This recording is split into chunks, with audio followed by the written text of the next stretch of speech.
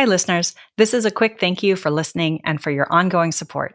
If you're enjoying the program, please consider clicking the follow or subscribe button if you haven't done so already.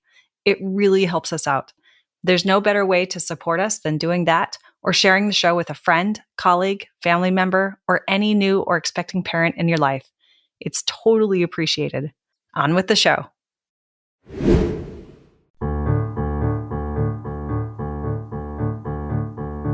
Hi, I'm Sarah Trott, and welcome to the Fourth Trimester Podcast.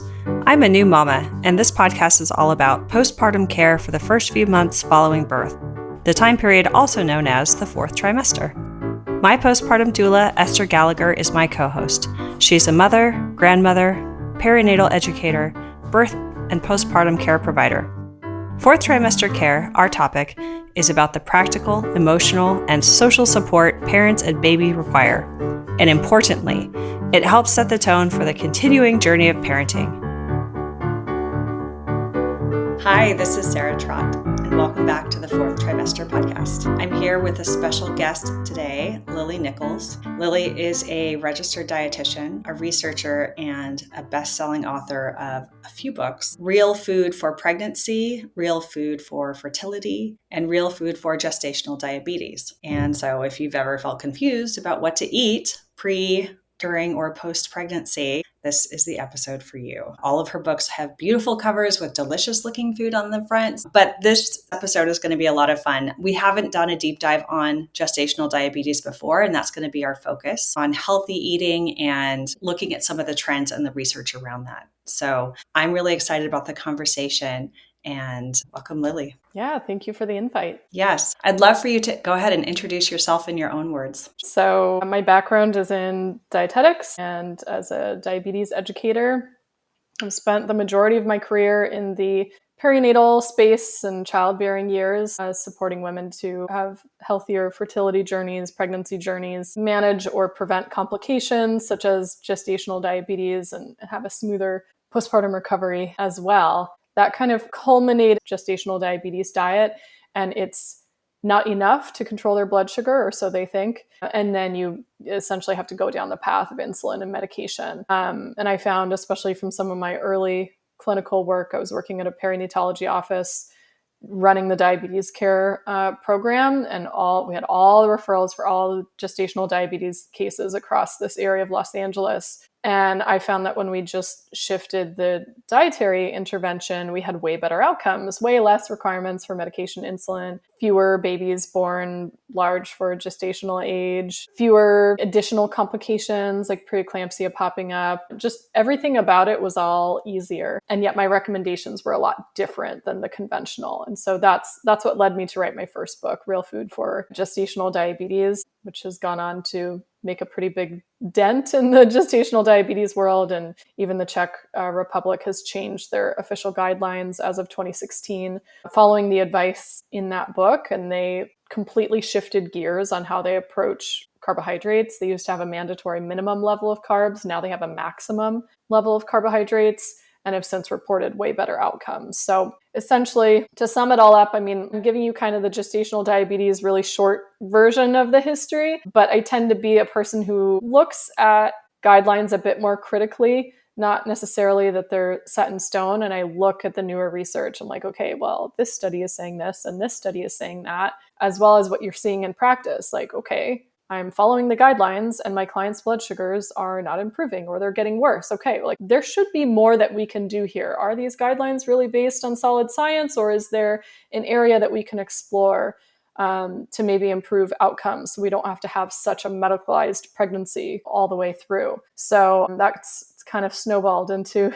the other two books as well, just kind of diving into really what is the truth about nutrition and what is the new research and where are the gaps in our guidelines and what we're finding in new studies. Yeah, what an inspiring story. And has your own experience, I know we have kiddos similar age, has your own experience in your own fourth trimester helped influence your work? For sure. So my second book, Real Food for Pregnancy, I started writing when my firstborn was about 10 months old. So I would say still in the thick of postpartum. I mean, a lot of people view postpartum as just like, oh, the first 6 weeks or a couple months or whatever. But for me, like 10 months, you're still in it. You're still not getting full night of sleep.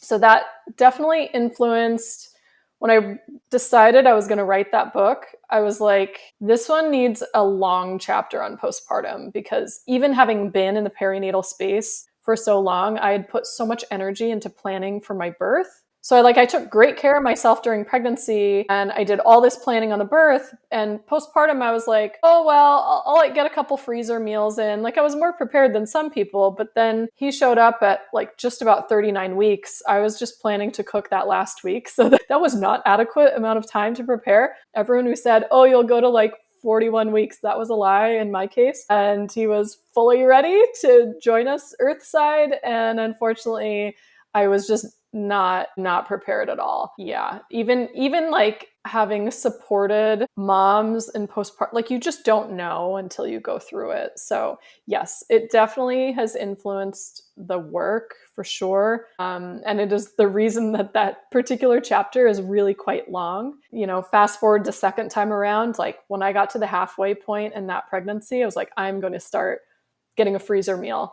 And like, what is the way that I can make this work? Like once a week, I'm going to make a double batch of some type of meal that's does well with defrosting and everything. And I'll make a double batch, freeze half. And I just did that for approximately every week, the last like half of my pregnancy. And I invited my mom to come be with us for a month. I mean, I invited all the support and made sure that nourishment was like front and center, and that recovery was way easier. So yes, it definitely made an impact. Yeah. And I love what you're saying about double batching your meals, because it's such an easy way to then have additional food in your freezer ready to go. Yeah. And because I had help like on the ground, and like my husband knew what was coming to, like, okay, her appetite's going to be like triple, you know, in the early weeks. There was just a lot more cooking happening. And so some of the freezer meals stayed in the freezer a couple extra months. And then it's great when like all the help has disappeared after the first couple months. It was like, okay,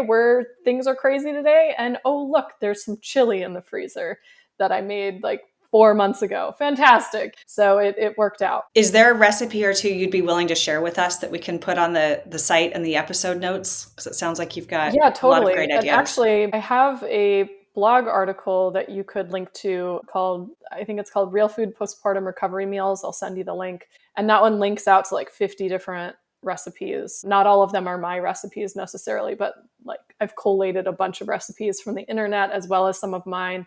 They're all linked there, freezer tips. So there's a lot of stuff in that article. That's a really popular and totally free resource on my site. Perfect. Nice. Yeah, we have something similar, because I like to ask guests, especially when they talk about food, because we've done the same. We've collected a great set of recipes. We have a postpartum soups and stews section on our site, which is awesome. Very popular. Okay, so let's talk about gestational diabetes a little bit. Where are we in terms of our knowledge of gestational diabetes and management of it? I know you spoke to it a little bit in your intro, but then also some of the trends that we're seeing. Is it going up or down, or like what's happening there? Yeah, I think the understanding of this condition has changed a lot in the last like 10 plus years. So first of all, there's different ways to define gestational diabetes. Some people just look at it as, you know, elevated blood sugar during pregnancy that is a result of the physiological changes in pregnancy, the placental hormones and like the natural shifts in insulin resistance. And it is just comes out of nowhere, completely random. Like you get it or you don't, you're lucky or unlucky. There's more acknowledgement now that there are often predisposing factors to gestational diabetes, and you can actually see the warning signs for it earlier in pregnancy. So there's been several studies recently that have looked at early pregnancy blood sugar patterns. Now that we have like continuous glucose monitors more widely available, they've done studies where they put a CGM on a huge group of pregnant women. They follow them through their pregnancies, tracking their blood sugar trends. And then later they look back and see who ended up developing gestational diabetes and did we see any differences in their blood sugar patterns early on? And yes, indeed, like at the time point that they stick the CGM on you, 13, 14, 15 weeks or so, you can see different blood sugar patterns. You can see signs of insulin resistance earlier on. Likewise, in studies that have implemented screening average blood sugar levels with a marker called hemoglobin A1C, or some people just call it A1C for short, you can see that women who fall into or close to the category of pre-diabetic by their A1C levels, they have a much higher risk of getting a diagnosis of gestational diabetes if they go through a glucose tolerance test. And some of those studies, I mean, it'll vary depending on the study population, but some of them are like, it's 98% predictive of a positive gestational diabetes diagnosis. And recently there was another study that looked at gestational diabetes subtypes, like what's going on? Why is the blood sugar high? Because ultimately that's all that a gestational diabetes diagnosis is. Like your blood sugar is higher than a certain threshold. One we consider normal, and above this threshold we consider abnormal, therefore gestational diabetes, but it doesn't tell us why it's happening. And that research looked at just different gestational diabetes subtypes. So is it an insulin resistance issue where your body is not responding to insulin, but insulin levels are sufficient or high? Or is it a low insulin issue, like you're not producing enough insulin to keep your blood sugar down? Or is it mixed? And 60% of the time it was an insulin resistance issue. That was the major subtype. And that lines up exactly with the population-wide increase in prediabetes and type 2 diabetes that we've been seeing decade after decade. A lot of times we're simply catching a blood sugar imbalance in pregnancy. And yes, pregnancy has its own effect on increasing insulin resistance, but if you already have some predisposing factors, and then you add on that sort of stress test to your glucose, insulin regulation in pregnancy, some individuals just aren't able to overcome that and achieve normal blood sugars with a typical or high carbohydrate intake. So is that something someone can look into with their doctor before they're pregnant to see if they're Totally. at a higher risk? Yeah. Mm-hmm. Okay. Yep. What would someone ask for?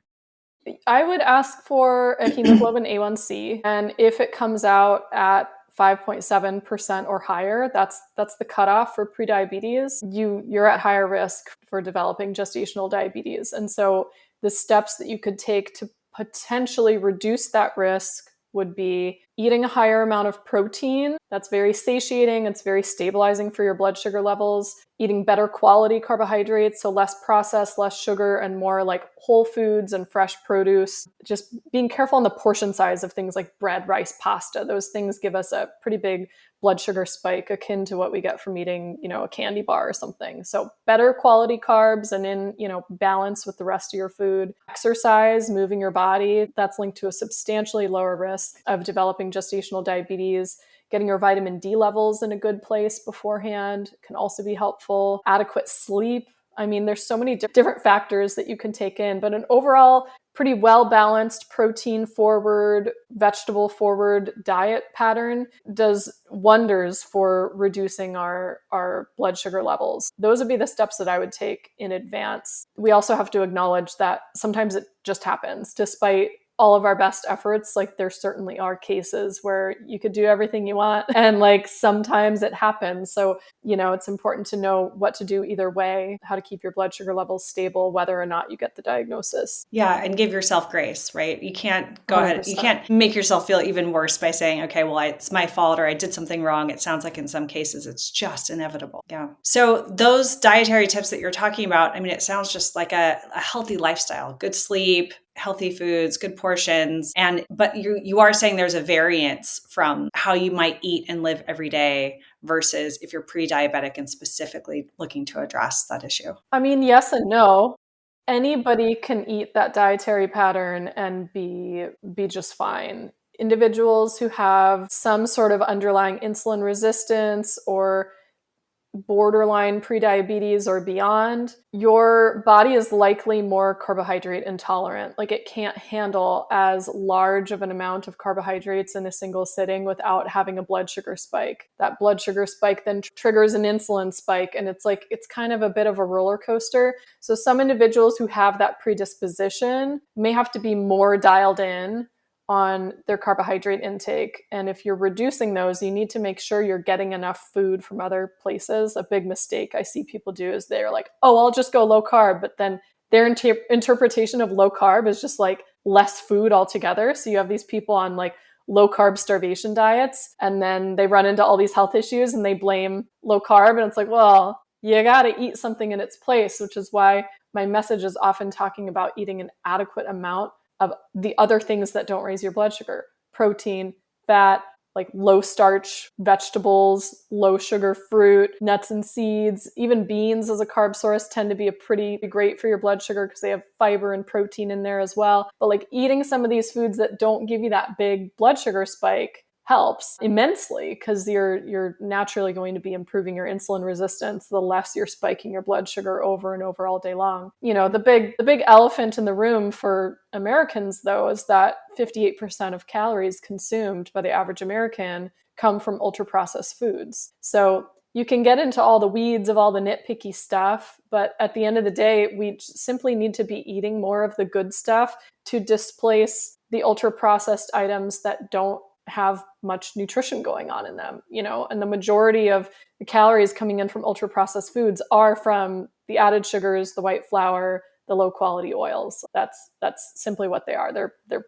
usually pretty protein devoid items for the most part. So if we can get that shift to getting people over to more real food, regardless of even what the macronutrient makeup is, you will see an improvement in blood sugar and insulin. Yeah.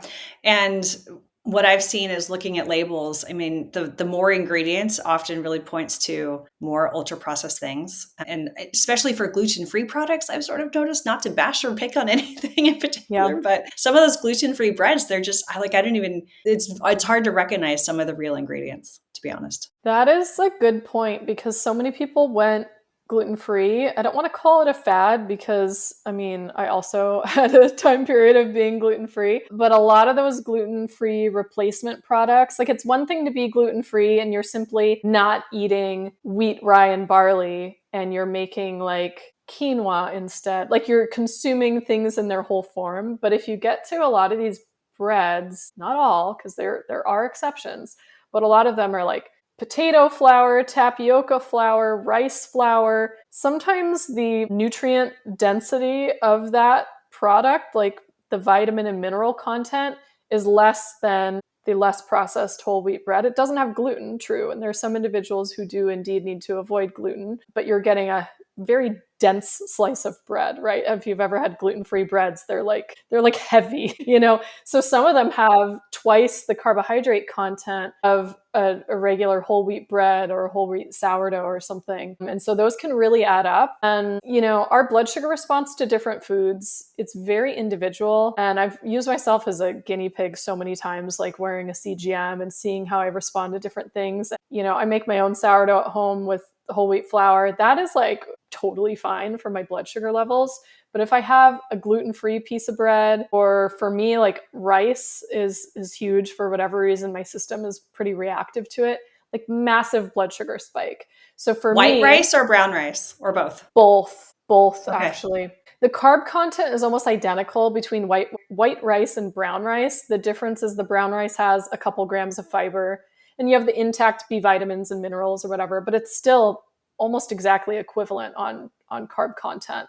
45 or so grams of carbs per cup of cooked rice. So it's like 3 pieces of bread worth of carbohydrates. And, there's certainly some parts of the world where rice is very much a staple food, and maybe some of those individuals have better tolerance for whatever reason. For me, it's a major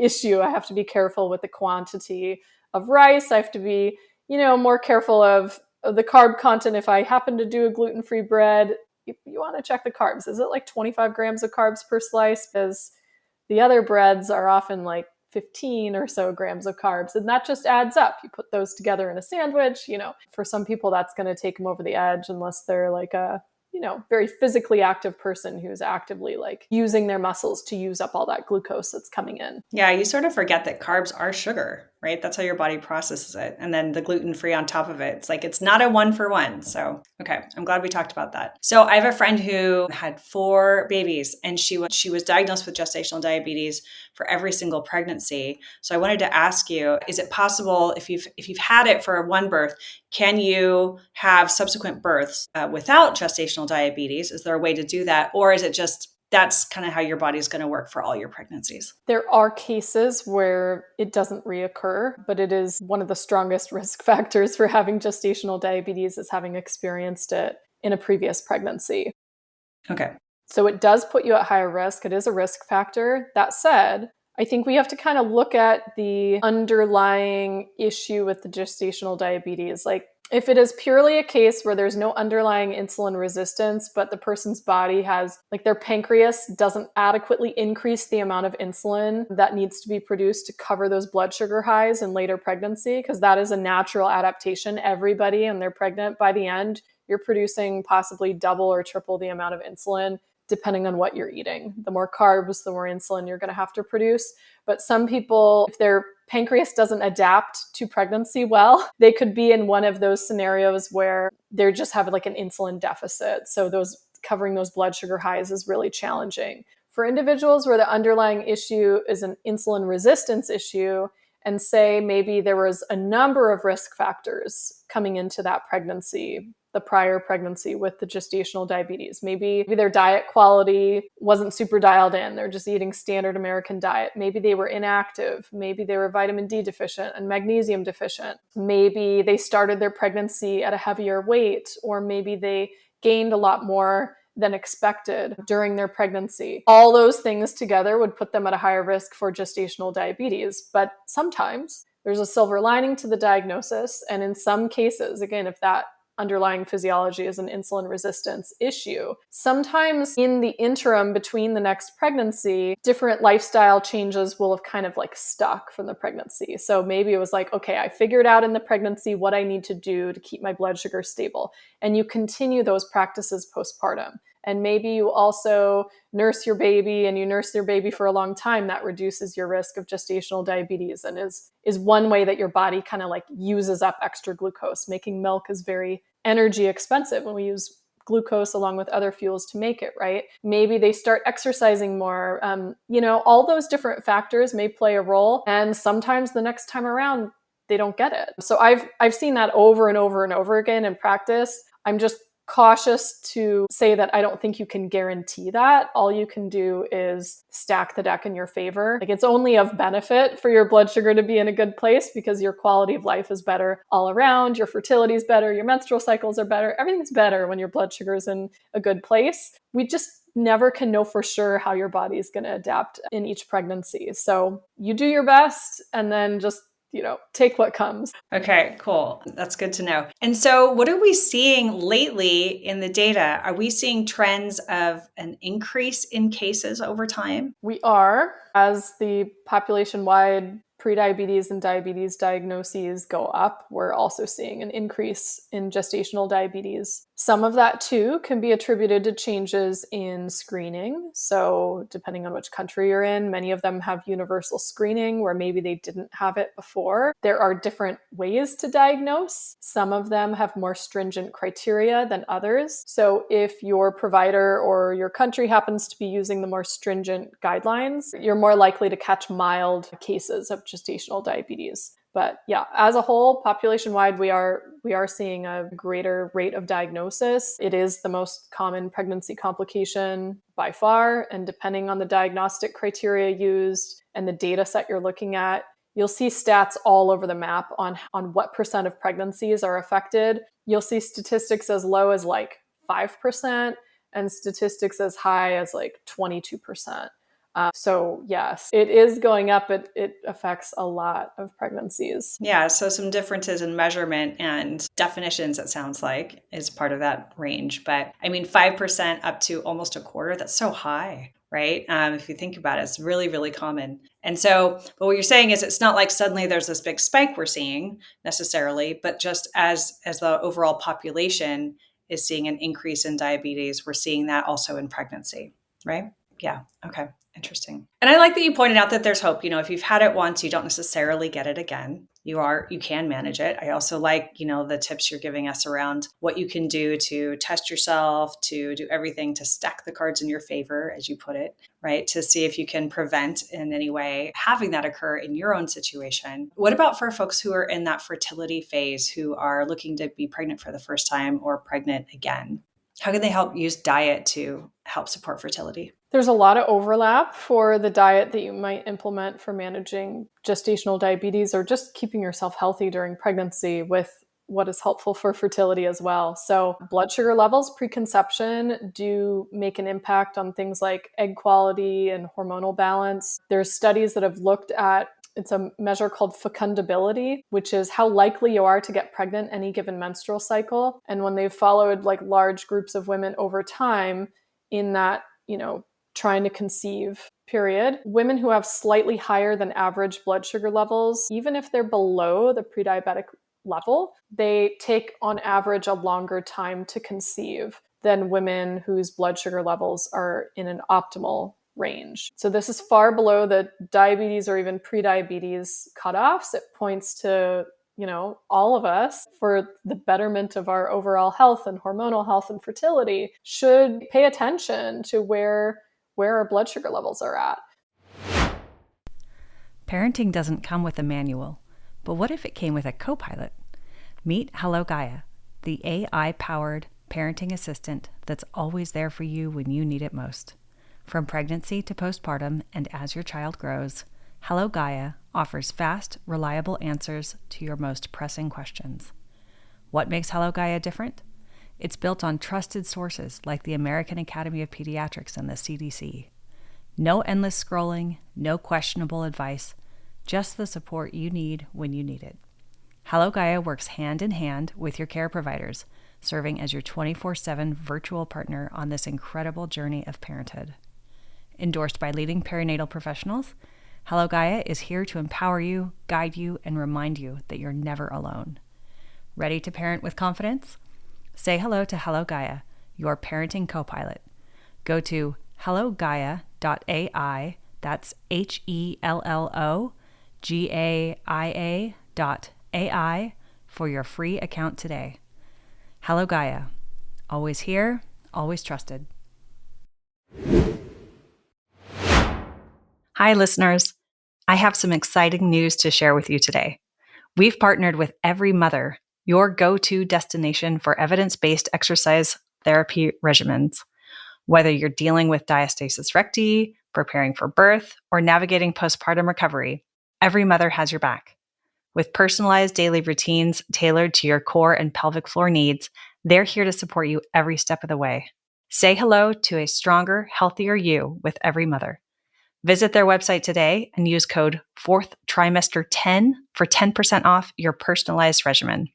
That's fourth spelled out, FOURTH, trimester 10 for 10% off, because every mother deserves the very best.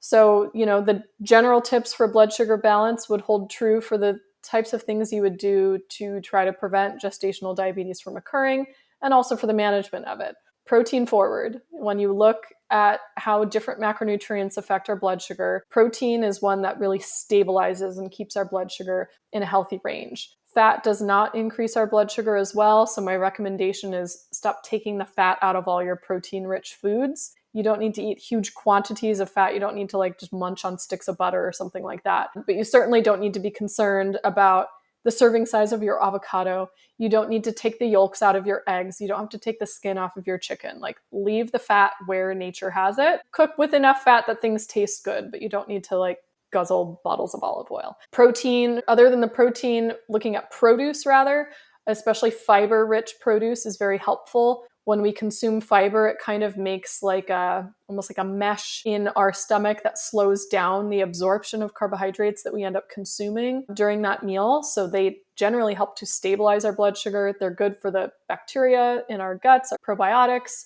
which that ultimately can have some benefits on our blood sugar levels as well. So fiber forward. And then, like I said, quality carbohydrates and in a portion that is reasonable for your particular body size, activity level, and whatnot. So for a lot of people, an easy way to look at this without getting into the weeds of all the individual variations on it is to think about your starchy foods like your grains and, beans, legumes, starchy vegetables like potatoes, sweet potatoes, rice, pasta. Those sorts of things should just make up maybe about a quarter of your plate. You should have a solid portion of protein, maybe another quarter of your plate or so without taking all the fat out of it. And then the other half of your plate, low starch, non-starchy vegetables, your greens for the most part. Anything that's green, for the most part, there's a couple exceptions, tend to be pretty low carb, high fiber. And that in and of itself helps immensely with blood sugar levels. And you can take it a step further by eating the protein and the vegetables at the meal before you eat the majority of the carbohydrates at the meal. And that reduces your blood sugar response at that meal upwards of 30-40%. Then, hey, your blood sugar still comes out a little high after meals. Maybe add like a 5-10 minute walk after that, or do some squats or some way of moving your body where you're using your muscles that can use up that fuel that's in your bloodstream. Like you've now done another, taken another step to improve it. So that would be like the most general basic way of approaching it. But if you want me to get into any more specifics, I'd be happy to. What are the exceptions? You said there's some exceptions to the green foods that are high carb. Green I eat a lot of broccoli. Yeah, no, broccoli is very low carb. Green peas would be the main exception. If you've taken the peas out of the pea pod and you just frozen peas, that definitely adds up. For the greens, that would be the major one. People think of some vegetables are really so high in starch that they should be counted as a carbohydrate. So this is separate from the greens issue, but winter squash, for some individuals, even carrots, they're kind of a moderately low carb vegetable. But if you eat like a lot of carrots or you juice the carrots, you'll end up with a pretty big sugar load. Corn, technically a vegetable, but also kind of a grain. So if your vegetable side at your meal is one of those frozen peas, corn, carrot bits. You know what I'm talking about? Yes. Kind of borderline becomes a starch portion depending on how much is consumed at that meal. Versus if you had a giant plate of greens, half of your plate is a giant salad, it's 1, 2, 3 grams of carbs. You're not even counting it, and most of that's fiber.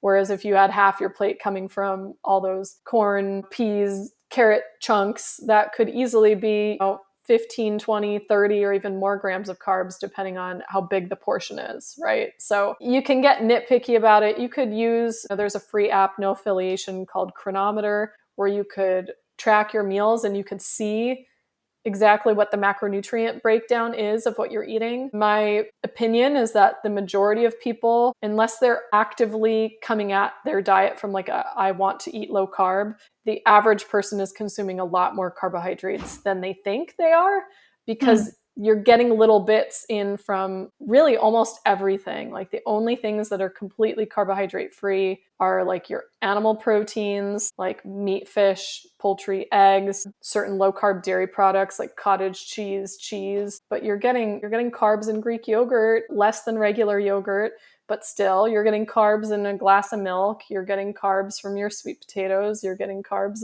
so it can just add up, especially if the way people are eating is there's always a grain at every meal. A lot of people, it's okay, my breakfast has oatmeal and a banana, and I've got my sweetened coffee, or maybe I even add a glass of orange juice. They could easily be eating, 100 grams or more of carbohydrates just at a single meal. And we don't typically have awareness over the carbohydrate content of our foods, because that was never a macronutrient that our guidelines really made us pay much attention to. Our guidelines suggest that half of our calories approximately come from carbohydrates. So we're encouraged to eat things like cereal or oatmeal for breakfast and have as much fruit as you want. And it's weird for people to kind of switch to, I'm going to have eggs for breakfast instead. Even if it's eggs with a side of toast, the carbohydrate load of that breakfast might be a quarter or less than the oatmeal fruit breakfast that I was talking about. It's just about shifting what you pay attention to or bringing awareness to it. Yeah, you don't even think about it. I mean, is it relatively new in human history, the way that we're eating now versus kind of the way we used to eat? And that might be something that's also an impact. Well, yeah, for sure. I mean, you go back to pre-agriculture era, the paleo, all the people who used to follow a paleo diet's kind of fallen out of fashion. But until we turned agrarian, we were not consuming the volume of grains that we were before. We weren't growing huge seed crops and turning them into oils that are sold, over the counter as vegetable oils, like your canola, corn, soy.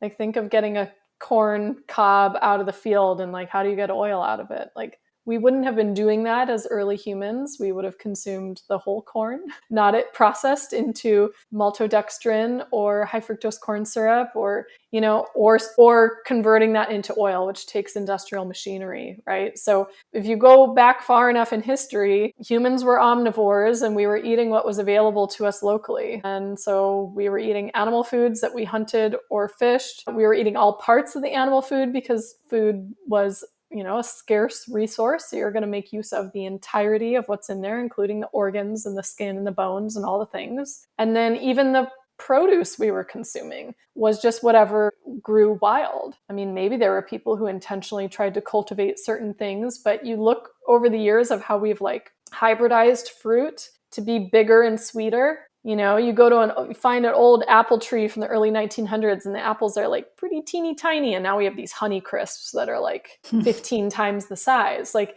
our food has changed as we've kind of like manipulated agriculture. And, we have less food scarcity probably as a whole, but certainly the nutrient density has shifted and the macronutrient ratios have shifted a lot too. I mean, historically, you had groups of people who lived in equatorial regions, ate more carbs because you have, pleasant weather and fruit can grow year round. And then as you go to the far north, like up to Alaska and Greenland, you have populations that are eating super low carb ketogenic diets because nothing is growing in the tundra in the middle of winter when there's no daylight. You are living off of your sea mammals and whales and seals and fish and whatever you have, gathered from the sea, and then hunting land animals and maybe whatever berries or plant foods that you stored and fermented from the summer.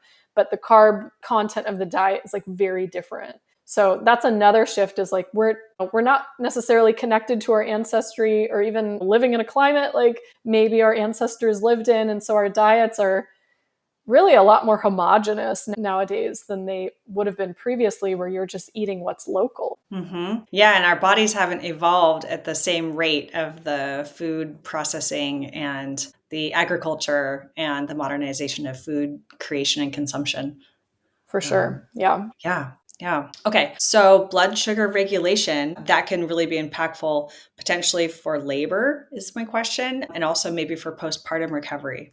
Let's talk about that. Yeah. So, I mean, the considerations during labor are that, if your blood sugar is really high, there's a direct line from you and baby via the placenta and umbilical cord. So if your blood sugar is really high, and this typically is something where it's usually in individuals who have some sort of diabetes diagnosis, but if your blood sugar is really high in labor or even the days leading up to labor, baby's insulin production will be really high because there's no filter for maternal blood sugar. Like whatever mom's blood sugar is, that's what baby's blood sugar is. And their pancreas produces insulin to control their own blood sugar. Maternal insulin doesn't cross the placenta, just the blood sugar levels. So baby's born, they are very much sugar adapted, so to speak, and you cut the main line of sugar coming in. You cut that cord and their body is suddenly in a bit of a crisis because their insulin production is matched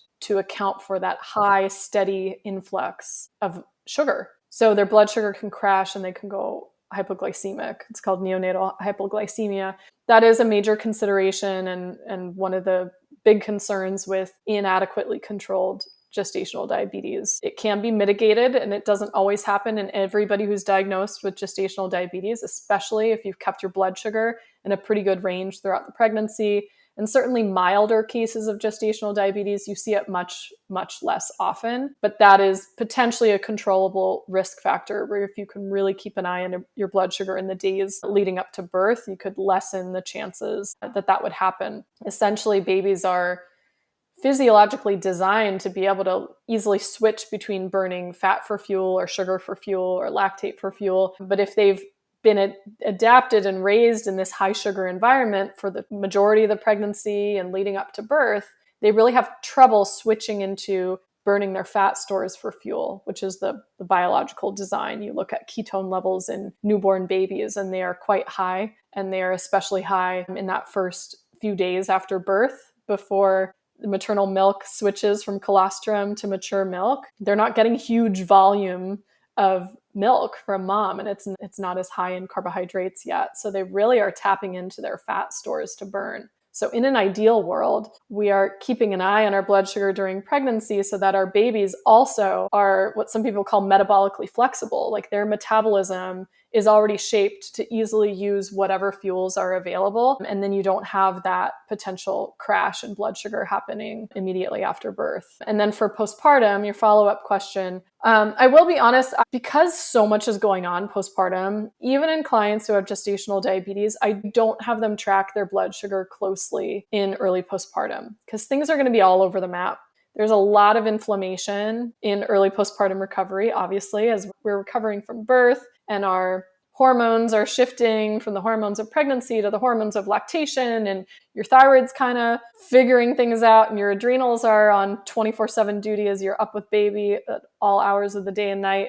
It's a lot on your system. Generally speaking, we do see blood sugar levels drop down after the pregnancy has ended, but also our goal levels for blood sugar shift when you're not pregnant and you have a little more wiggle room for blood sugar numbers that maybe would have been concerning to your provider during pregnancy. They're not so worried about in postpartum.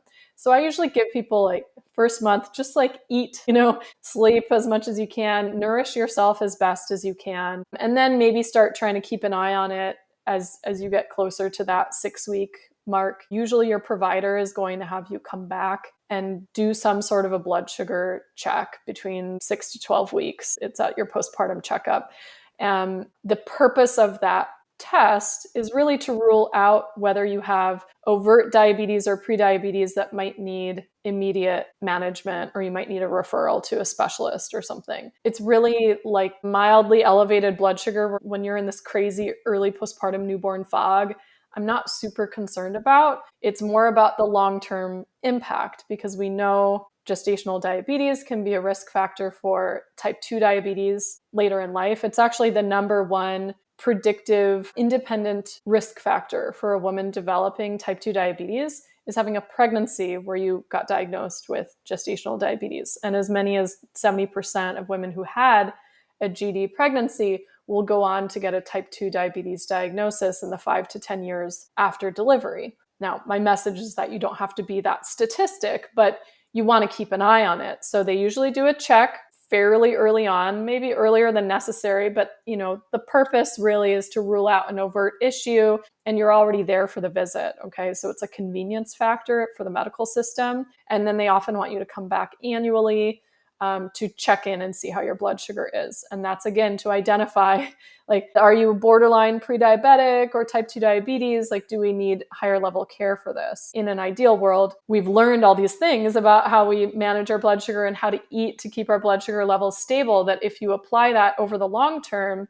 you don't have to be another statistic. But I will tell you, like, just again, statistically, there is a higher risk. And so even those individuals who have things really dialed in, they might have to work a little harder than the average woman to keep their blood sugar levels in check. And that will hold true for the long term. Again, it'll depend on the severity of your particular gestational diabetes case. Women who have a more milder case, they're going to be less at risk. But if your case was pretty challenging to keep your blood sugar levels in range, pretty good prediction that you're going to have to keep an eye on it closer over the long haul. So you really don't have to be one of the statistics. You can, with a lot of management, and it sounds like proactivity, there are ways to help manage and prevent the onset of other types of diabetes after you've been diagnosed with gestational diabetes? Because does it just go away after you give birth? Technically, and 90+% of women, their blood sugar is not going to be at concerning levels once they have the baby. Again, our like standards for what's problematic, like shift, when you're not pregnant, they're not as strict. Mm-hmm. And that really is in alignment with our blood sugar levels naturally go down in pregnancy, by the way. They're not just being mean.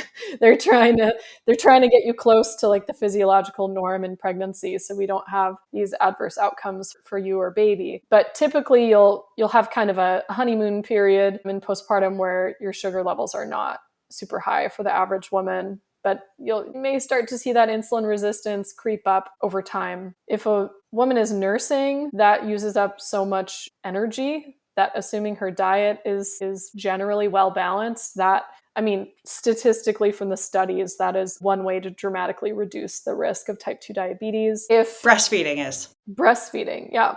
Yeah, okay. If over time you're able to lose the weight gained during pregnancy, that is helpful as well to reduce the risk. Generally speaking, the more we weigh, the more insulin resistant we are. Also, as we age, the older we are, usually insulin resistance creeps up. So like it gets a little harder, like over time. You might have to put in a little extra effort. I mean, I don't know how many of your friends are in perimenopause, but like all the hormonal shifts of perimenopause start to kick in at a certain point too, and that makes it harder. But there's definitely things that can be done. There's even, beyond like maintaining the general dietary principles and moving your body regularly, there's even some supplements that can help with reducing insulin resistance, like inositol, for example, or alpha lipoic acid. So you could look into some of those other options for improving things long term. But yeah, there's things that can be done. Great. And so we've covered a lot.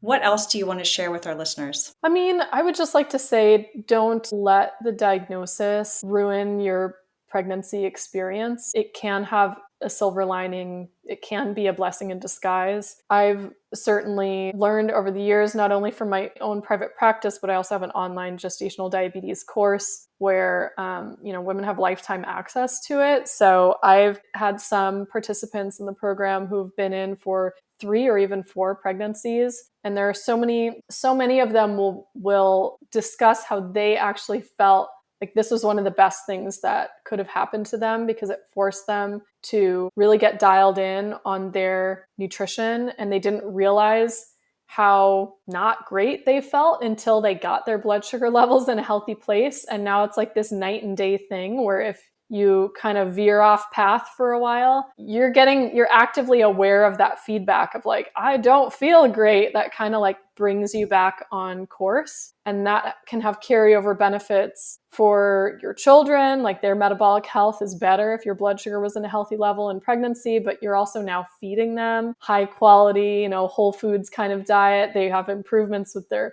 partner's health as well. So try not to like spiral into all the doom and gloom. Like a lot of the resources on gestational diabetes, understandably, like you have to talk about the risks of things. Even I do in my resources as well, because it's like, why would you take this seriously if there were no risks? But once you've heard those, like let that go and focus on what you can do, because there is a lot that you can do.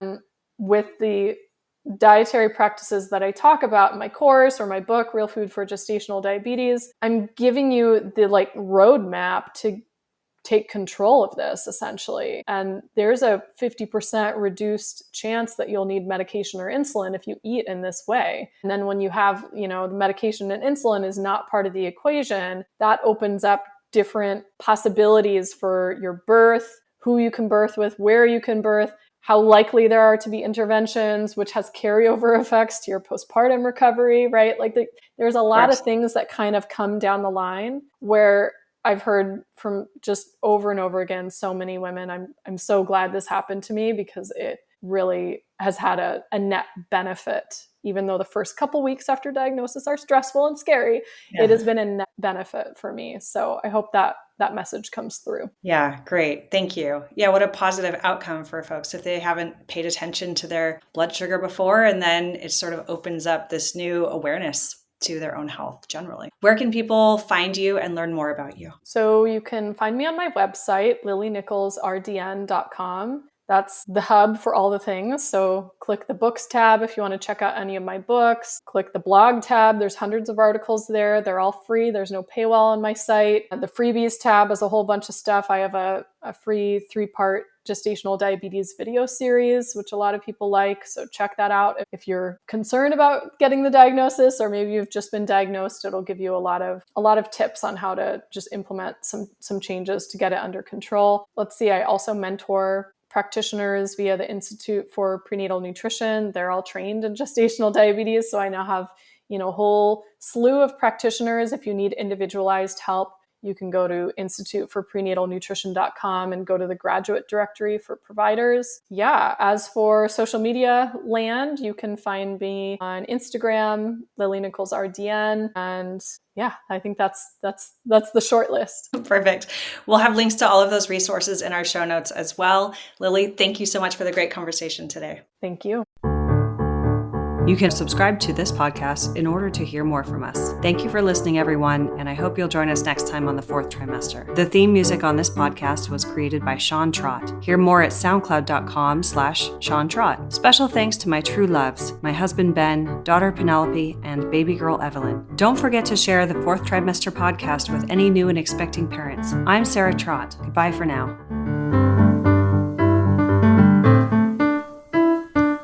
Hello again, bicycle man. I know you're doing all that you can.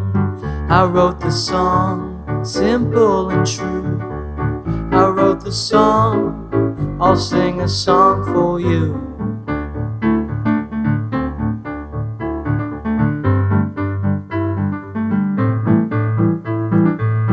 You got your wheels, you got your gears.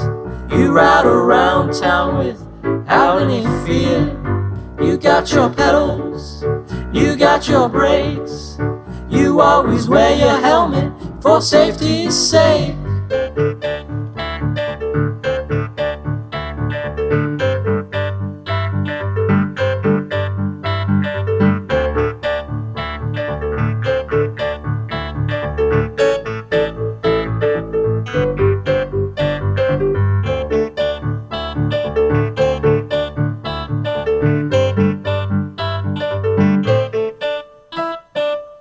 Hello again, bicycle man. I know you're doing all that you can. I wrote the song, simple and true. I wrote the song, I sing a song for you.